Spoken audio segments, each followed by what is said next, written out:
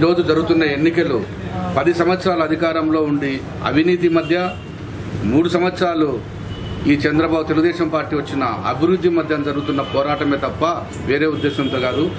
మొన్న శిల్పా మోహన్ రెడ్డి గారు కొత్తపల్లిలో ప్రచారం చేసినప్పుడు కూడా ఇది జగన్ మధ్యన చంద్రబాబు నాయుడు మధ్యన జరుగుతున్న ఎన్నికలని చెప్పినాడు. ఆ మాట మాట్లాడడం హాస్యాస్పదంగా ఉంది. కేవలం అవినీతికి అభివృద్ధికి మధ్య జరుగుతున్న పోరాటమే తప్ప ఇది జగన్ కు చంద్రబాబు దగ్గర మధ్యన జరుగుతున్న ఎలక్షన్లు అయితే కావని చెప్పి ఈ సందర్భంగా తెలియజేస్తున్నాను.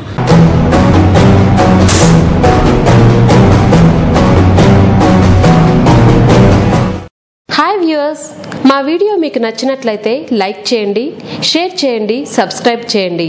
మా వీడియో నోటిఫికేషన్ మీకు రావాలంటే బెల్ మార్క్ బటన్ ప్రెస్ చేయండి.